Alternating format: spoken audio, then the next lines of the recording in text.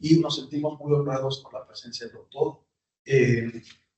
Como lo dije en la breve reseña, ha tenido un impacto a nivel nacional e internacional en el área de biotecnología, en el área de bioprocesos y principalmente en el área de biotecnología farmacéutica. Recuerdo muy bien que de las primeras moléculas, proteínas recombinantes que se distribuían en México en el sector salud, provenían de mucho del trabajo del doctor. Entonces, es un privilegio tener al doctor aquí con nosotros. Damos espacio para su presentación, en nombre de su expresión del transportador mitocondrial piruvato para contender con la acumulación de lactato durante la producción de proteínas recombinantes por células eucariotas superiores. Y los invito a que, además de que escuchemos con atención, es una oportunidad enorme de poder tener un acercamiento con el doctor. Dicho sea de paso, no tiene mucho tiempo porque tiene otro compromiso, pero aprovechamos. Muchas gracias, doctor.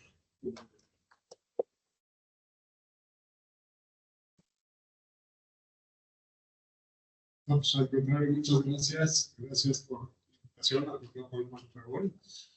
Y bueno, aquí sigue siendo como pez en el agua. El otro día estaba en una reunión de puro viejito, reunión de mis cuates de la primaria, imagínense.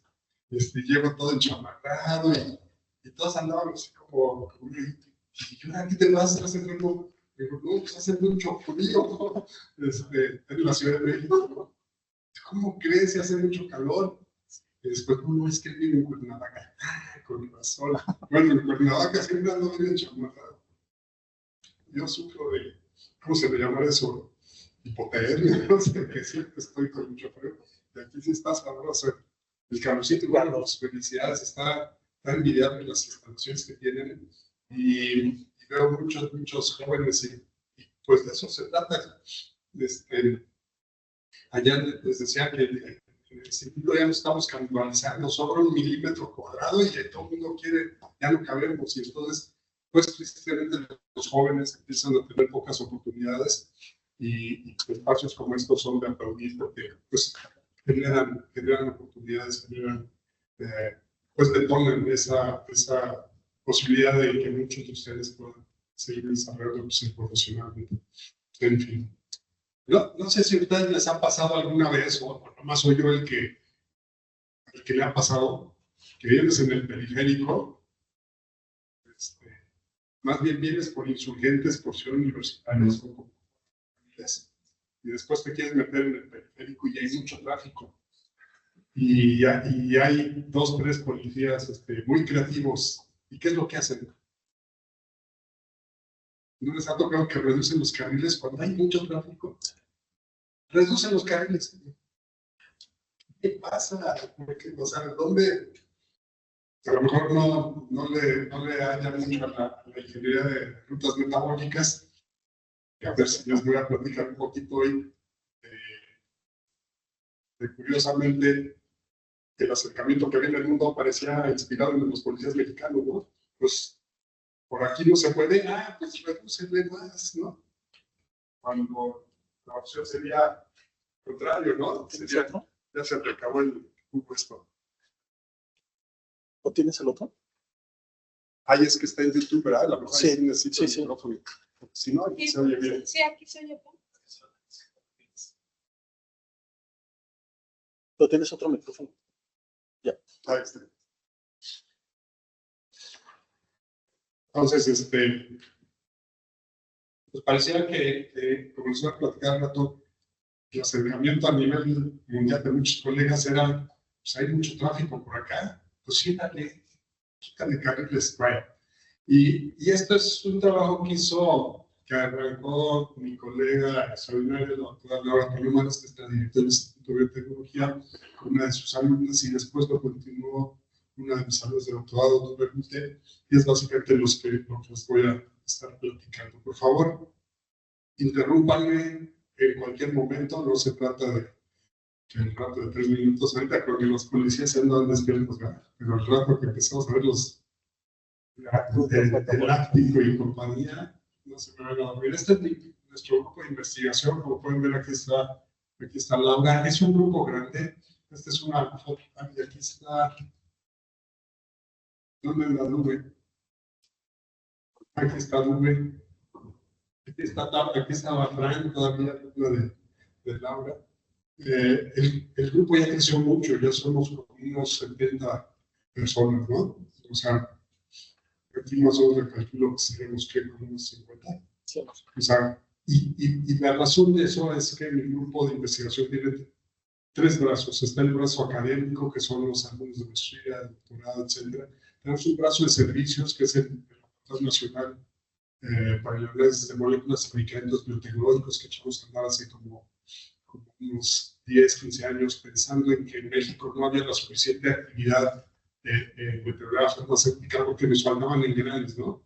Si tú quieres echar a andar un coche, nomás tienes 3 ruedas, está el motor padrísimo, y por mucho que esté el sector académico y a lo mejor está el sector industrial ávido de echar a andar proyectos, si falta una rueda, esa rueda, perdón, ya estoy explicando donde no, pues no jala el sistema, ¿no? Y una de las engranes que a nuestro juicio faltaba era un laboratorio especializado que pudiera apoyar a la industria farmacéutica con análisis sofisticados. Hace pues más o menos, ¿qué serían?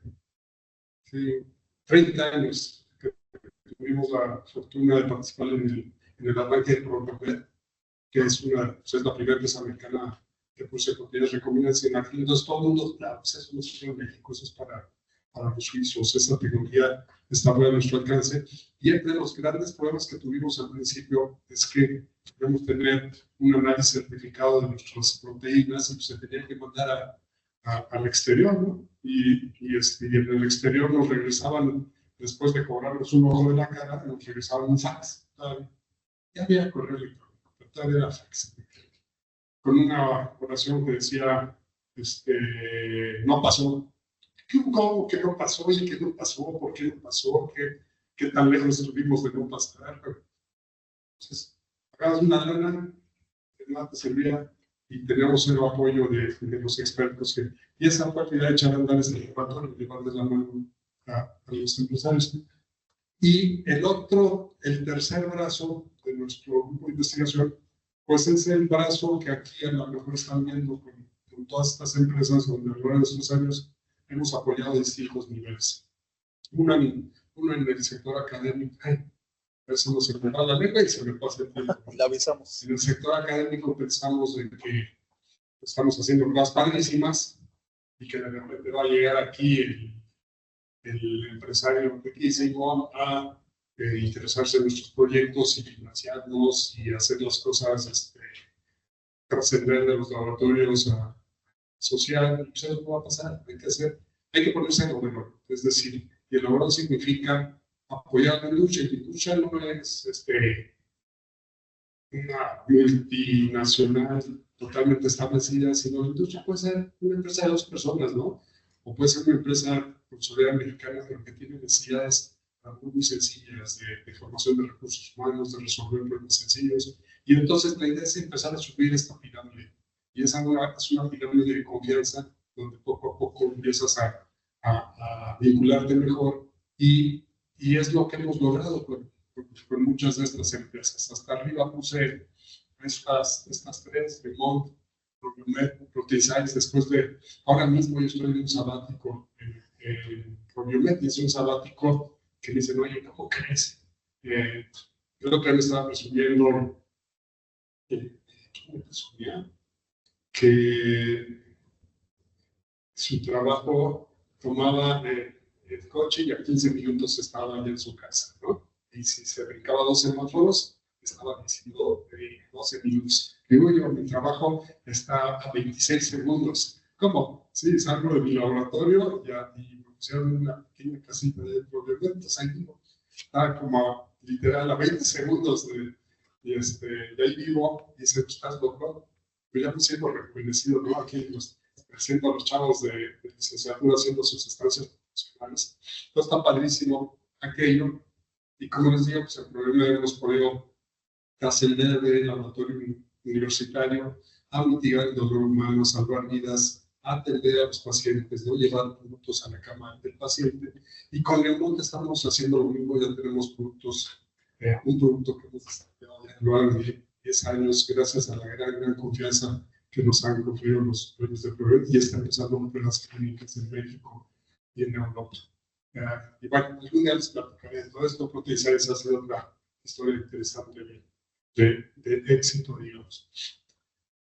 Esto, digamos que este es el espacio tridimensional de lo que hacemos. Lo que les acabo de platicar es este espacio, el lado oscuro de lo que hacemos. ¿Por qué oscuro? Pues porque siempre está rodeado de cuestiones de secrecía, convenios de confidencialidad, y pocas veces tengo la oportunidad de platicar algunos detalles. De hecho, Sergio Valentinotti dio hace 2 días ayer el progreso de este farmacéutico, una serie de detalles de lo que hemos hecho. Dije, no, si hubiera dicho eso, a lo mejor me pegan, pero pues él es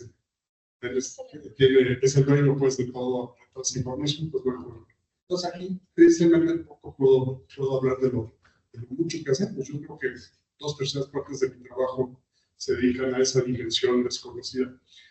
Y la otra matriz, esto es lo que hacemos. Básicamente tenemos en el eje horizontal los modelos biológicos, trabajamos con levaduras, bacterias, particularmente Escherichia coli, células de mamífero, particularmente células de Warrenhast archivos, células CHUNT, y el sistema de expresión de células del sector baculovirus, y estos son los temas de investigación que tenemos: el escalamiento ascendente y descendente, la ingeniería de glicoproteínas, el trabajo con sistemas proteicos multiméricos, el desarrollo de nanomateriales. Aquí Fran estuvo. ¿En qué cuadrante estabas, Fran? ¿No? Estabas aquí, trabajó Fran en ese cuadrante. El diseño de bioprocesos, el diseño de reactores, estrategias de control y monitoreo, y fisiología y metabolismo celular. Entonces, aquí les voy a platicar todo de ese cuadrante. Entonces, como ven, en nuestro grupo de investigación hay experiencias muy variadas. Tenemos ingenieros, biólogos, químicos, físicos, y hay de todos intereses, cuestiones más básicas, cuestiones más aplicadas. Entonces, voy en el cuadrante que tiene que ver con fisiología y con células de eucariotes superiores. ¿Por qué células de mamífero? Trabajar con una bacteria, el alumno llega en la mañana, saca el refrigerador, lo abre, y al final del día ya tiene sus datos experimentales, ¿verdad?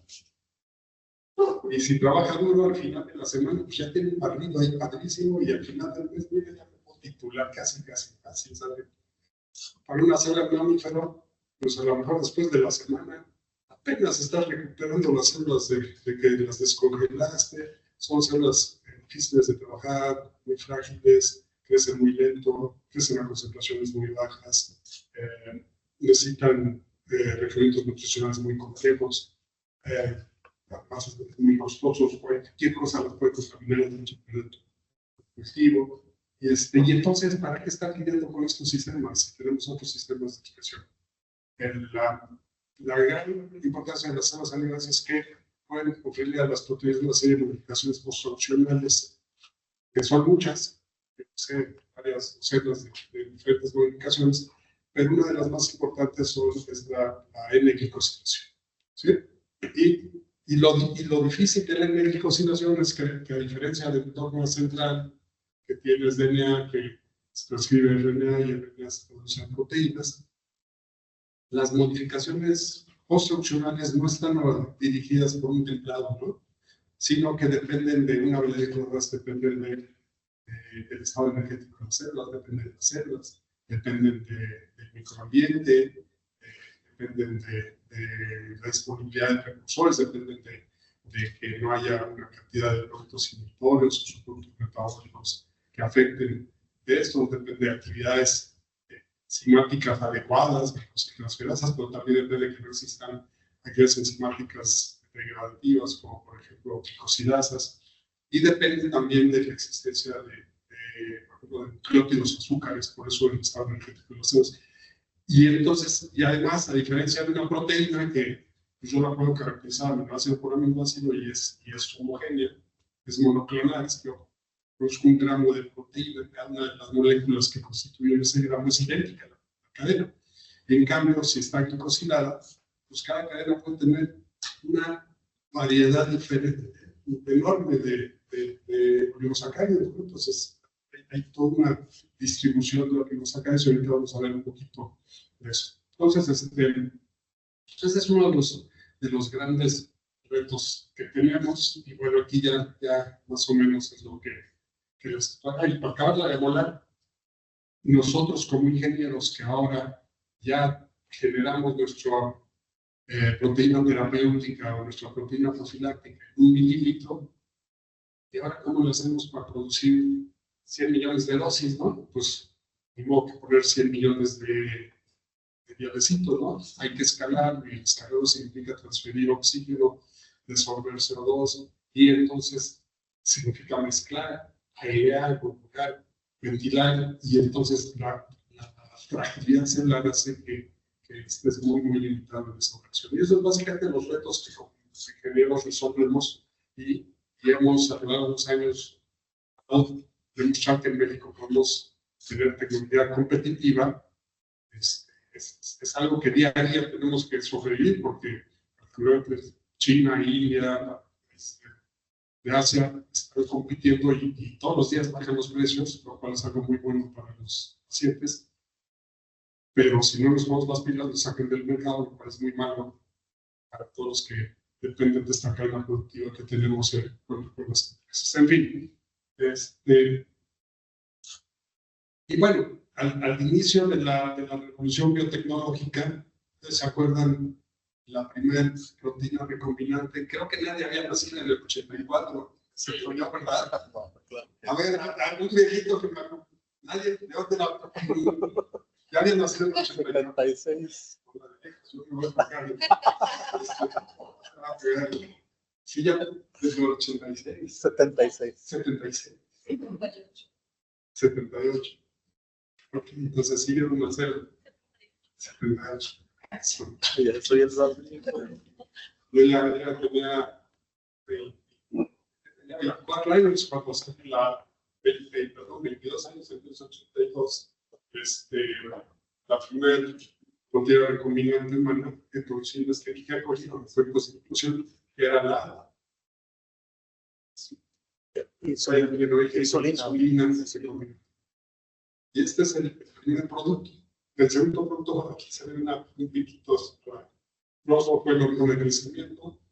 Y ¡fum! Es lo que pasó. Hay un crecimiento exponencial. El día de hoy en aprobaciones por la FDA, que realmente hay más aprobaciones en otras partes del mundo, pues estamos hablando de pues, que ya llegamos a más de los 400 productos, ¿no? Y esto en rojo son las aprobaciones que nada más esta agencia de Estados Unidos hace, son de 30, 40 aprobaciones.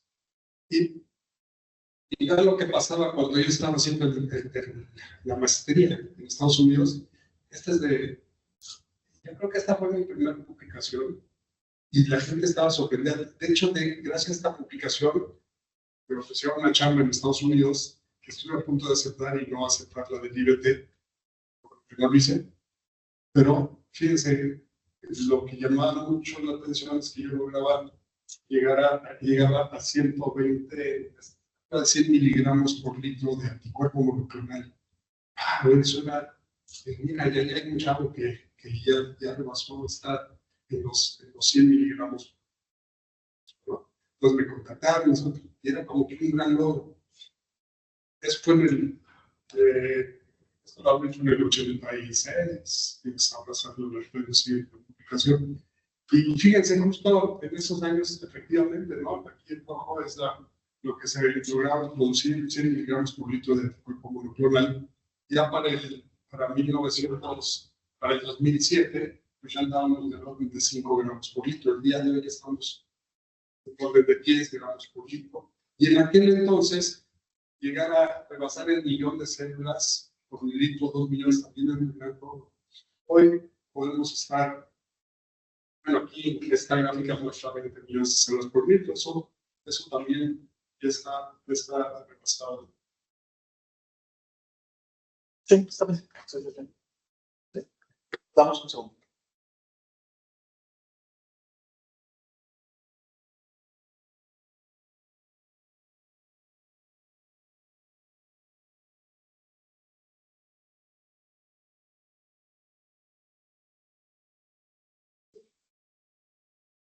4. Yo también leí documentos en los que sostenía de una empresa mutual que estaba en la Ya le escuchas siempre.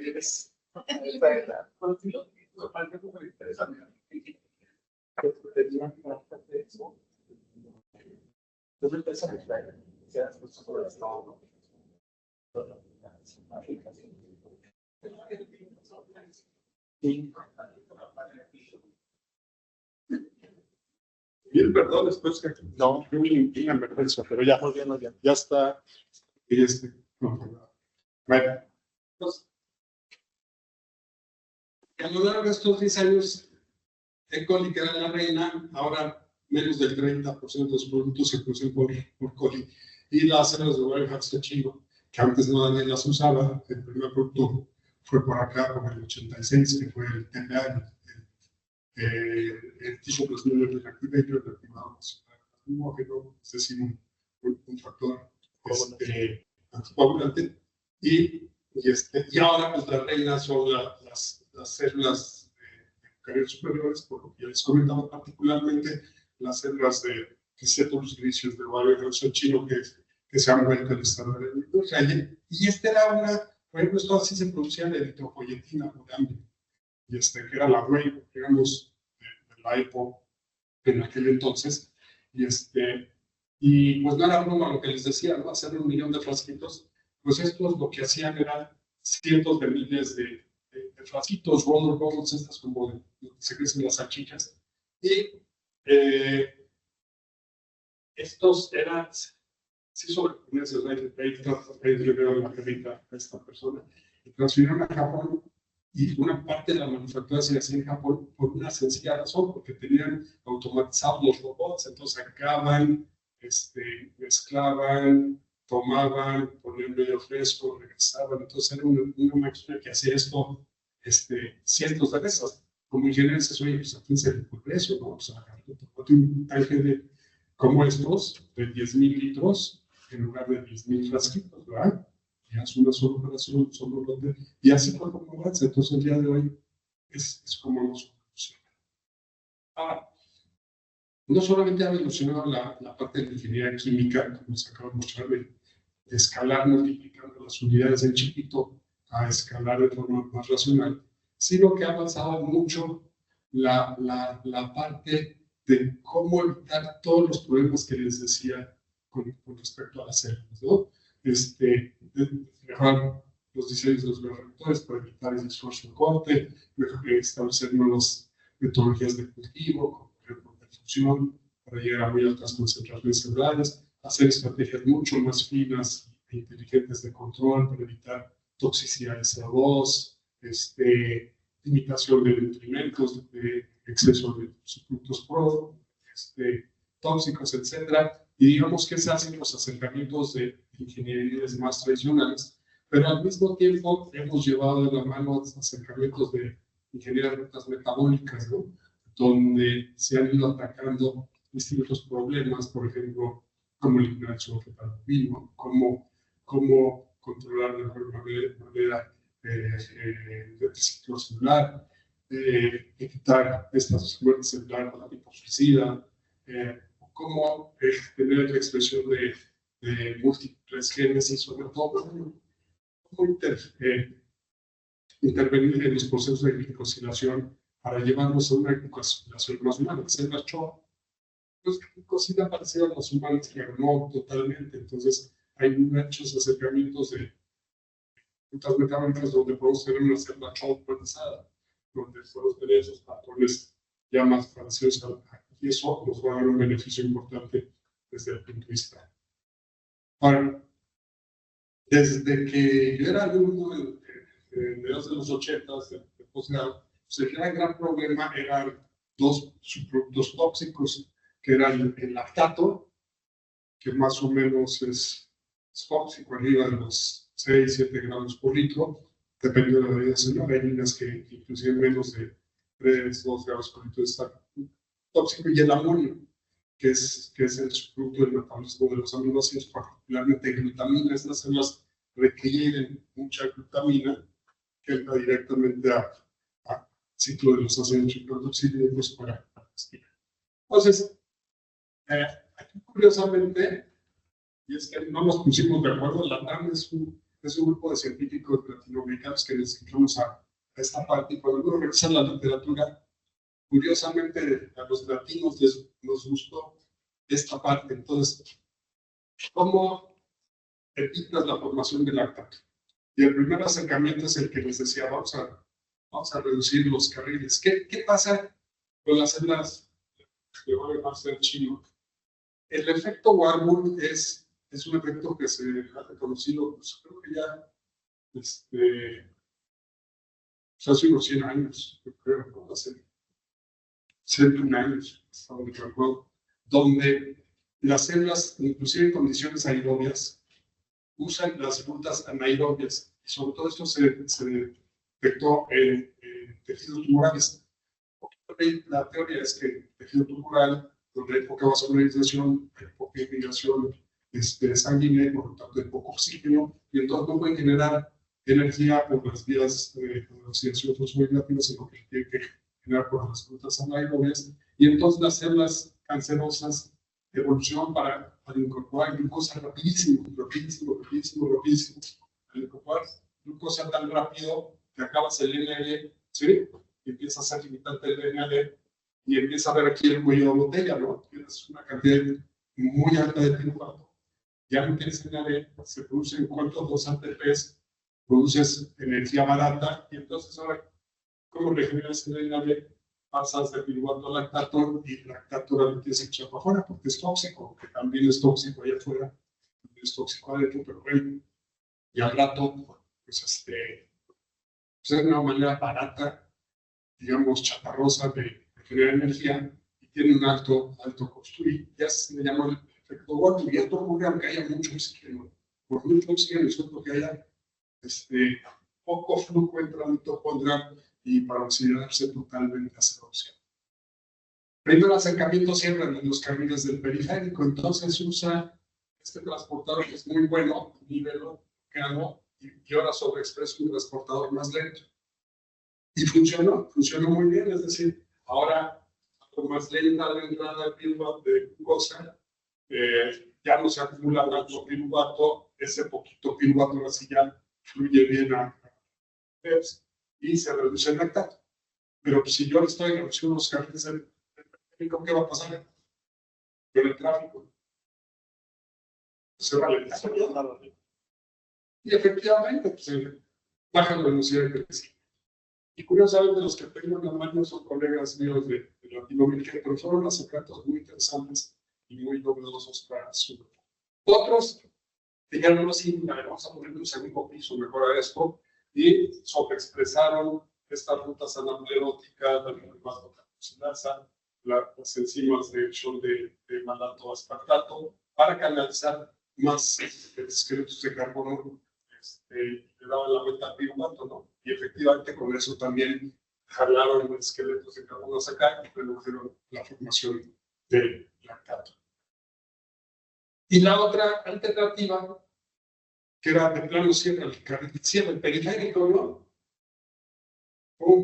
Pues aquí le cerraron el periférico, te inhibes el lactato deshidrogenasa, la piruvato deshidrogenasa quinasa, y bloqueas totalmente. Ya nadie se va al piruvato, el periférico, ya no hay tráfico en el periférico, ¿no? Se resolvió el problema. Cero tráfico, cero lactato, pero pues, esto le pega durísimo al crecimiento. Entonces aquí hay unos datos, por ejemplo, pues con esta estrategia bajas lactato, pero bajas la velocidad de crecimiento. O decir, bueno, pues no queremos un segundo piso, no queremos quitarle un carril, no queremos cerrar la entrada, ¿por qué no ampliamos los carriles? Y esto fue justo del trabajo de Dube. Ahora estás, después de hacer un postdoctorado, está trabajando en una empresa biológica. Y era, el piruvato no entra directamente a mitocondria, necesitaba un transportador, el MPC, que son los transportadores mitocondriales del piruvato. MPC es mitocondrial carrier, ¿sí? El acarreador. Y entonces la idea es, ¿será que aquí es el cuello de botella? La idea era, ¿qué pasa si sobreexpresamos esto? El MPC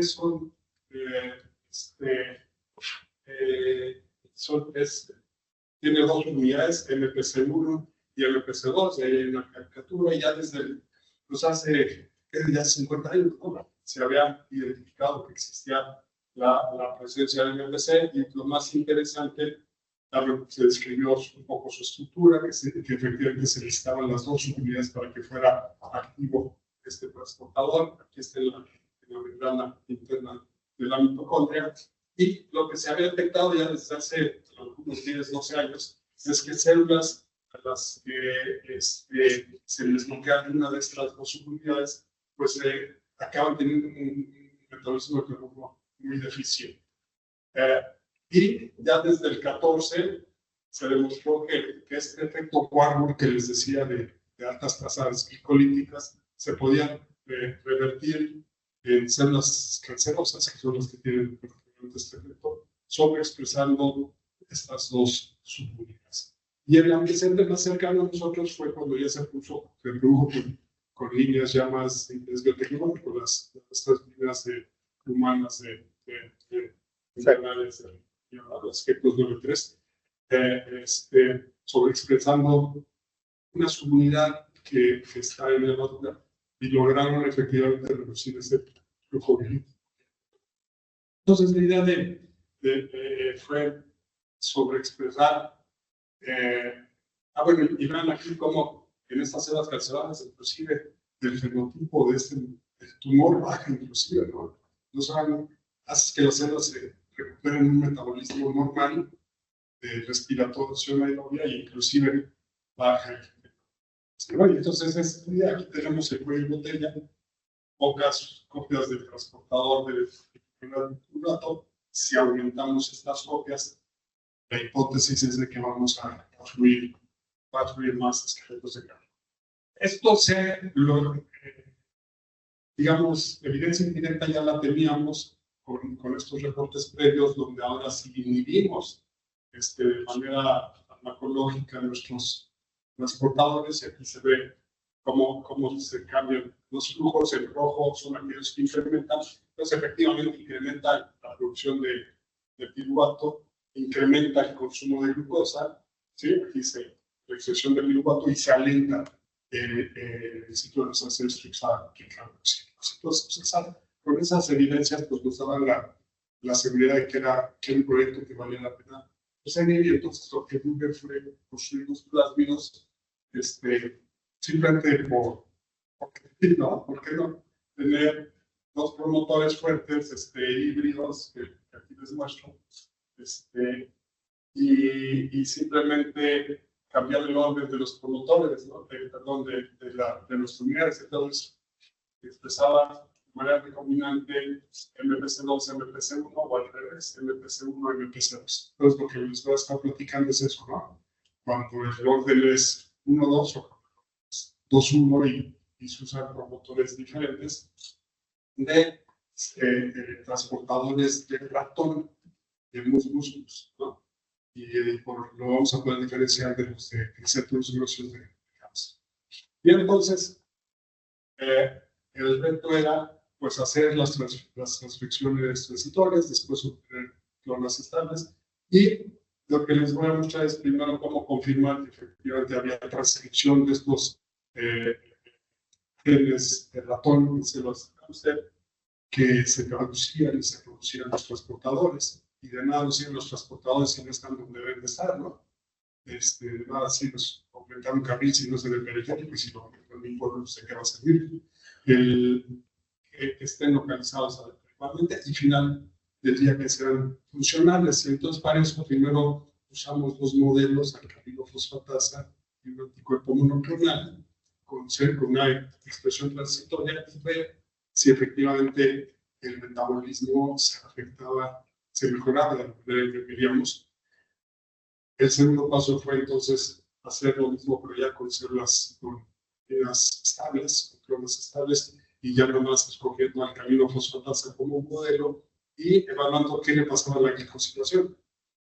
Entonces, que bueno, ya dejé de canalizar altos esqueletos de carbono lactato, pero y eso le va a afectar a la calidad, a la prueba de producir más cantidad de producto, porque qué va a pasar con la calidad. Y después algo de, si no tiempo, algo de modelos, de flujos metabólicos. Entonces, el primer reto, aquí está la sobreexpresión en la índice transcripcional. C es Cetus grisius, M es ratón, los músculos. Y como ven, pues efectivamente nuestras células transcriben, ¿no? los genes de los transportadores, pero a un nivel muy bajito comparado con los genes heterólogos que les estamos dando, ¿no? Estas dos bandas es después de rondas de presión selectiva y estas dos bandas es antes de la presión selectiva. Y el rojo es el plásmido 1,2 y el azul es el 2,1, ¿no? Entonces, pues, por alguna razón el 1,2 nos funcionó siempre mejor que el 2,1. Y esta es la subunidad MPC1. Entonces, MPC1 se estaba transcribiendo bien. Y lo mismo con MPC2. Otra vez, el MPC2 de hámster, pues ahí está. O sea, respira, ¿no? Y se transporta piruvato a mitocondria. Pero la subunidad recombinante, pues es mucho mejor. Y lo mismo, ¿no? Las que presionamos y las presión selectiva y las que lo aplicaron. Y nuevamente la construcción 1-2 fue mejor que la 2-1, ¿no? Esta es la 1-2, y bueno, pues eso puede tener varias explicaciones. Por ejemplo, tiene que ver, pues conocimos las transcripciones, el ciclo en donde se procuró, el número de copias, etc. No es algo que, digamos, sea inherente a cada una de las subunidades.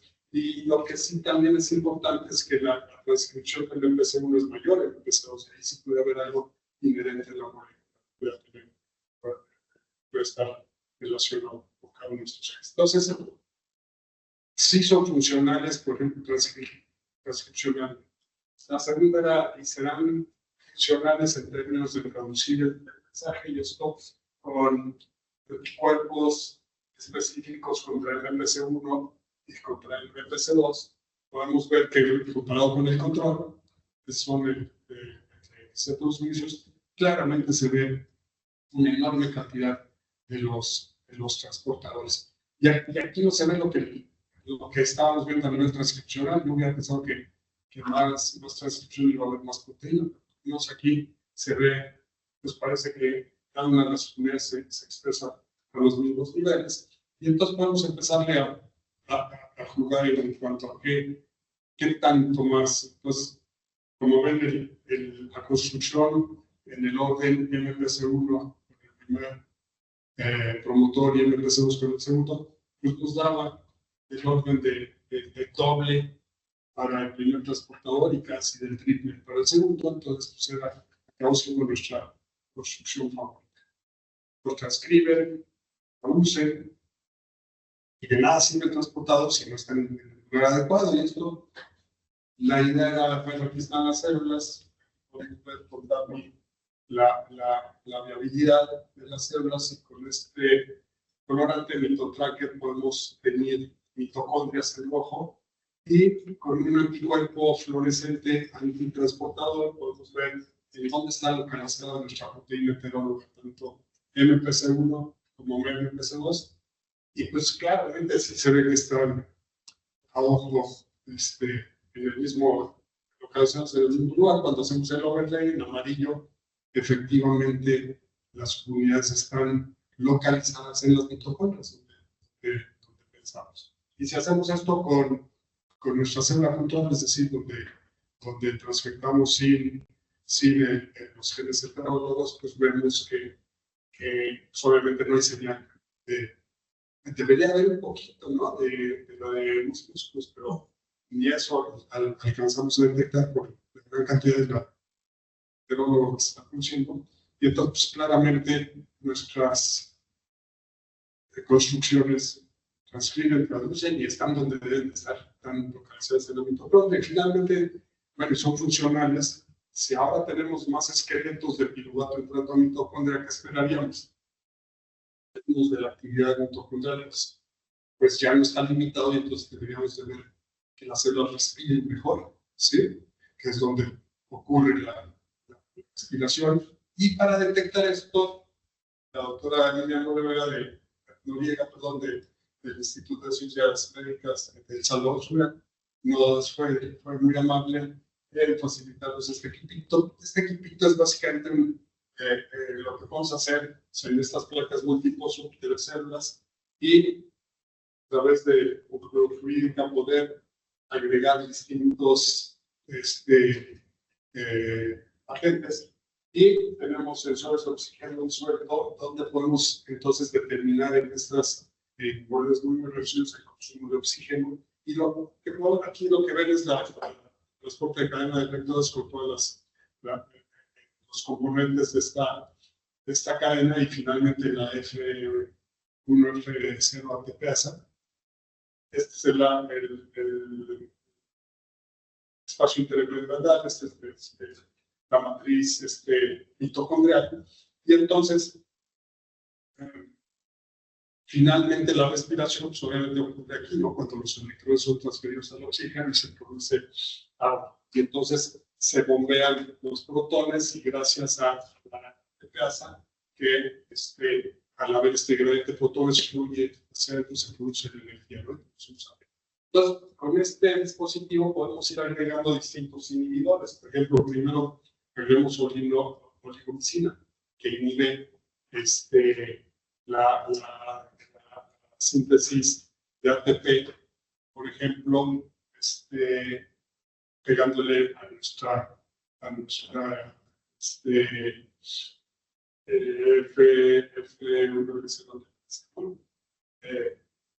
ATP síntesis. Entonces, tenemos la respiración basal, medimos el oxígeno, consumption rate, consumo de oxígeno, agregamos oligomicina, es decir, vimos esto y obviamente baja la respiración. Si ahora le agregamos este desacoplador, FSCP, el desacoplador básicamente rompe, abre poros en la membrana y desbarata todo este gradiente. Y entonces lo que logramos es una máxima respiración, porque entonces ella puede fluir rápidamente los protones de regreso y podemos entonces al final, bloqueando estas partes de la cadena respirativa, llevarla al nivel basal, es decir, una pequeña respiración que sea la conductual. Podemos ver entonces hasta que las células sin respirar, podemos ver esta reserva de esa capacidad de células respiratorias. Y entonces ahora podemos determinar el oxígeno, el consumo de oxígeno de nuestras células control. Hicimos una célula control, segunda célula control, con una proteína recombinante que era la verde fluorescente, ¿no? FFP, simplemente para simular la carga de una expresión de una proteína heteróloga que no fue eso, que está aumentando el consumo de oxígeno. Y ver cómo nuestra consumición de MPC1 daba estadísticamente una respiración que nuestros dos controles MPC2 no. Esta es la respiración basal. Cuando vemos la máxima respiración, como les acabo de decir, cuando agregamos nuestro agente desacoplante, pues sí vemos que claramente es estadísticamente significativa de que nuestras células están respirando. Y como mucho mejor, pues casi un 80% más, ¿no? Hasta el doble de nuestros controles. Entonces, efectivamente, lo que queríamos hacer funcionó. Las células respiran mucho más. Y eso, bueno, pues al final no queríamos células que respiraran mucho, queríamos que colocaran más proteína heteróloga recombinante y menos su producto lactato. Y entonces, para esto, probamos con dos modelos con alcalino fosfatasa y anticuerpo monoclonal, y esto lo hicimos a nivel de matraces, con la alcalino fosfatasa hicimos las dos, la 1 y la 2, 2-1, y nuestro control con verde fluorescente, y ya con el anticuerpo monoclonal, como este estaba funcionando mejor, la construcción 1-2, pues nos casamos ya solamente con. Y como pueden ver aquí, nuestros controles, esta es la 1-2, esta es la concentración celular, efectivamente crecieron mejor que nuestros controles, y sobre todo cuando vemos la cantidad de células, concentración máxima de células y velocidad máxima de crecimiento específico, pues sí aumentó 16-12%. Siempre en la vida es ir haciendo cosas incrementales. Entonces, pues al principio era muy buen resultado. Este tema de bloquear los carriles se ve luego con una disminución del consumo de glucosa, y como vemos aquí, no afectamos el consumo de glucosa, o sea, el flujo de carriles siguió igual, también fue buena noticia. Y lo más importante, el rendimiento, los números de lactato por células, la velocidad específica de lactato, sin producción de moles de lactato por célula por unidad de tiempo, y el rendimiento lactato por glucosa, moles de lactato, moles de glucosa consumida, pues como ven, hay sí una drástica caída, 45% menos, 40% menos, 33% menos en esta construcción, en la segunda construcción también. Y al final del día lo que queremos, nuestra proteína heteróloga, en este caso nuestra alcalino fosfatasa, la producción específica se mantuvo igual, pero al tener más células que pueden sobrevivir más tiempo, pues aumentamos en 40% la producción de proteína heteróloga. Entonces es algo muy... Cuando vemos el otro modelo, el anticuerpo monoclonal, pues se ven valores inclusive más importantes, ¿no? 50% de mejor en la concentración celular, 30% de mejor en la velocidad de crecimiento,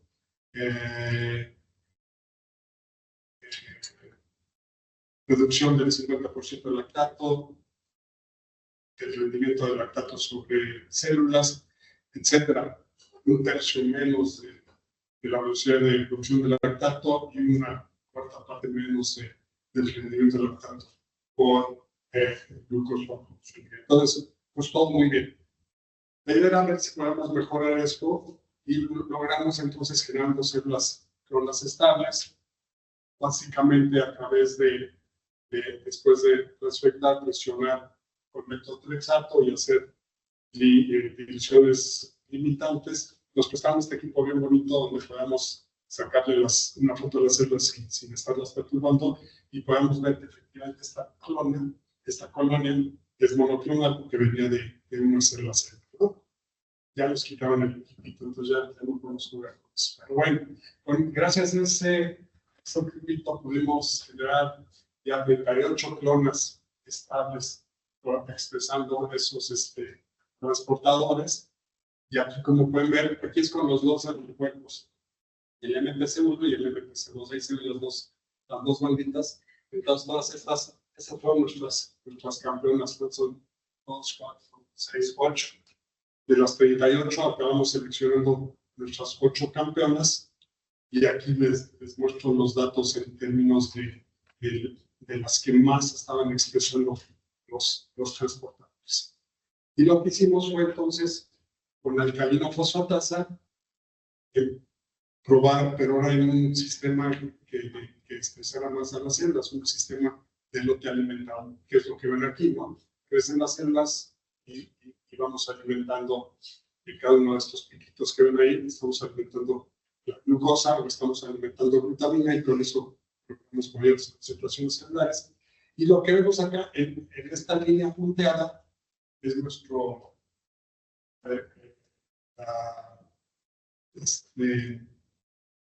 nuestro control, ¿sí? Las células que no están respectadas por los transportadores.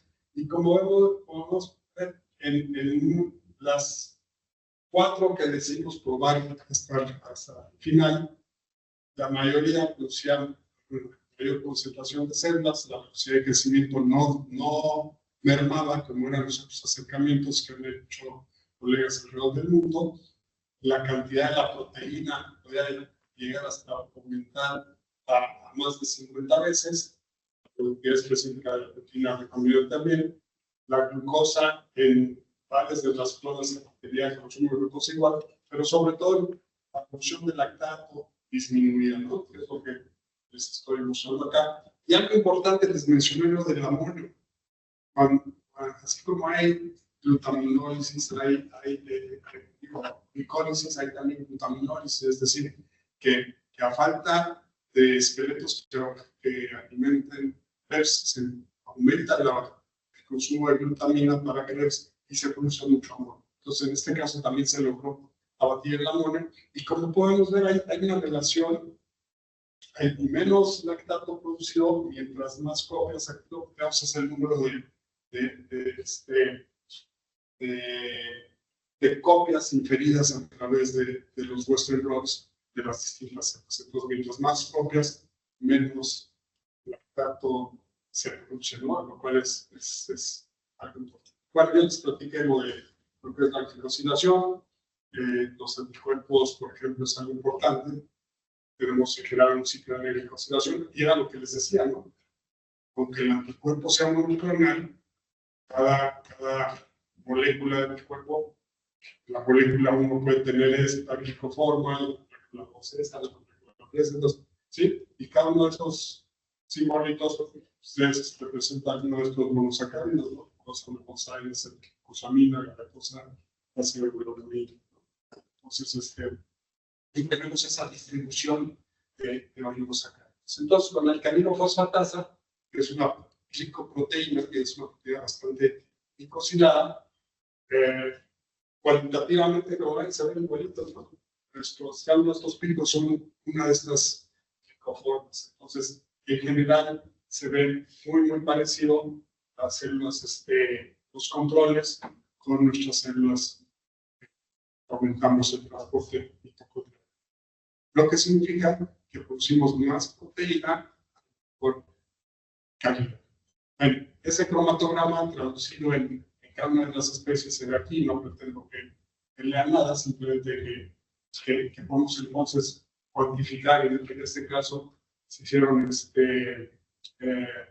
por sextuplicado, ¿no? Los controles para determinar estos patrones de glicosilación, y efectivamente lo que vemos es que en general son muy parecidos los patrones de glicosilación de nuestra proteína con los controles, y algunas sutilezas normales. Si acaso estamos teniendo formas biantenarias a la cantidad de mayores, se producen expresas de las monogalactosidad, ¿no? Si se galactosila más estas dos cadenas, pues una de estas más tenía una gran glucosa disminuyendo. Entonces, ese tipo de sutilezas. Yo creo que con esto, bueno, ya no me da tiempo. Este fue trabajo de uno de nuestros postdocs, Juan Martínez, que ahora está también en Dinamarca trabajando allá, pero pueden consultar aquí los trabajos donde a través del modelamiento podemos inspirarnos en otro tipo de redes, ¿no? ¿Qué podemos hacer? Aumentar más propiedades de los transportadores, o no. A lo mejor ahí ya el tipo de botella ya no es ese, ahora puede ser por una de las vías. Es parte de lo que nos ayuda este modelado, de ver cuál sería nuestro siguiente blanco de expresión. Ya, las conclusiones están ahí, que las he estado repitiendo. Un perito, pero básicamente el resultado fue muy positivo, que podemos a través de vías metabólicas atacar, a través de la ingeniería celular de células de varios receptivos, atacar un problema importante desde hace muchos años de estas células. Y bueno, perspectivas trae, se abren aquí. Los que tengan creatividad y cosas que si les gusta, pues muchas avenidas. Sí, pues con esto, si Si hay alguna pregunta, traté de responderlas con mucho gusto.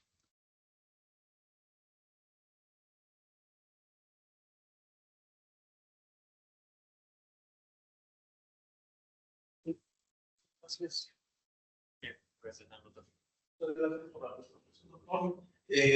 si hubiera dudas o algún comentario, por favor, es momento de expresarlo. Estudiantes y profesores.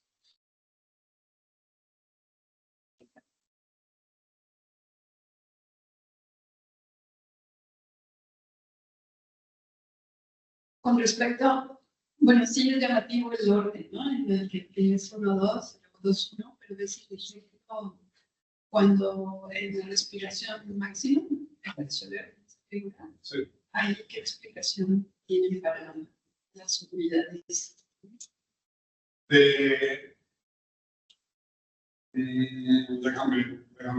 Déjame pensar mi respuesta. Pues, o sea, siempre estamos cuantificando con Western Plots, estamos suponiendo el número de copias, realmente hay cierta distribución. Lo que estamos viendo es que efectivamente tenemos, aunque aparentemente tenemos la misma cantidad de copias en MPC1 y MPC2, aunque se están transcribiendo una cantidad menor, no sé si hay algún tipo de fenómeno dinámico cuando las tasas en las que se dan a juntar. Como ven, se necesita una cantidad estequiométrica de ambas copias, entonces puede ser que eso esté causando que las MPC2-1 respiren menor, ¿sí? No respiran tanto como las otras. Entonces, pero insisto, podría ser el número de copias que tenemos integradas de un plasma respecto al otro, pero que no lo estamos viendo a nivel de Western Blot. Tenemos que hacer una cuantificación mucho más detallada, con unas direcciones más altas, para ver si efectivamente tenemos menos copias de una de las unidades de la segunda copia. Así que bueno, se lo sé.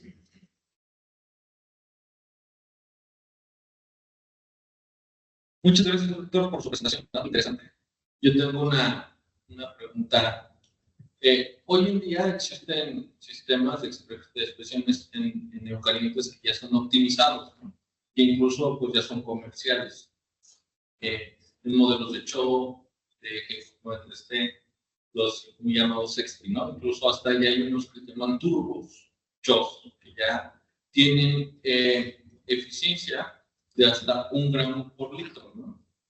Ustedes, en ese sentido, primero, ¿cuál es su opinión al respecto de estos sistemas que ya están optimizados y que ya son comerciales? Y dos, ¿ustedes han pensado en este sistema que ustedes tienen optimizado en venderlo, en tener una empresa para poder expresar en grandes cantidades de proteínas? Pues gracias por la pregunta. Bueno, empiezo al revés. Tenemos una patente de esto. No sometimos patente internacional, hicimos patente nacional. Y tristemente, las patentes en México ya llevamos como 5 años. Y ya nos respondieron finalmente, y nos respondieron una cosa ridículamente trivial. Ya les respondimos, pensé que nos satisfecho el valor, ¿no? Entonces, el día que nos den la patente, a lo mejor ya para qué, ¿no? En fin, pero por lo menos está protegido y claro que sí, hay algunos de nuestros colegas empresarios han tenido algo de interés en poder explotar este sistema. Ahora, lo que tú mencionas, sí, y no solamente 1 gramo por litro, ¿no? Pues ya hay proveedores de todo el mundo de sistema de expresión que puede llegar. Hay quienes dicen que hasta 15 gramos por litro, por ejemplo. Aquí, lo que pasa es que todo es muy variable, depende de qué proteína, depende de qué es lo que quieras, y a lo mejor tienes la cantidad de proteína, pero no la calidad. Y sobre todo, no son baratas, ¿no? Si tú quieres comprar una de estas líneas, te puede costar entre 1, 2, 3 millones de dólares. Y si la comercializas, entonces si eres un productor, entonces tienes que pagar regalías importantes sobre lo que estás produciendo. Y entonces, sí, y es un fast track porque tú vas y mañana ya no tienes que hacer un desarrollo, te cuesta. Pues efectivamente, ha madurado tanto en los últimos 30 años. Antes tener una clona productora de una proteína recombinante de célula clona, ahora lo puedes mandar a hacerlo de otra facilidad. ¿Sí?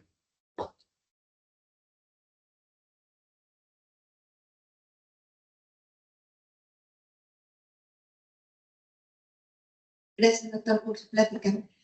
Tengo una duda. Si abrimos la carretera, entonces los carros van a se van a abrir por esa avenida, pero los autos que antes iban por las otras ya se caminaron en esta. Entonces los carritos que antes pasaban por las otras ya no pasan por la tiendita y se desabastece el comercio local. ¿Qué pasó entonces con la laguna? O sea, porque entonces cuando nosotros estamos siendo más eficientes, cuando está sobreexpresando el transportador de piruvato, estamos desatendiendo este metabolito secundario que es la alanina para la producción de proteínas. Me llama mucho la atención que a pesar de eso, la producción de proteínas recombinante está en buenos niveles.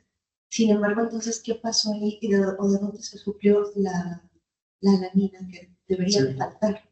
Bueno, como pueden ver aquí,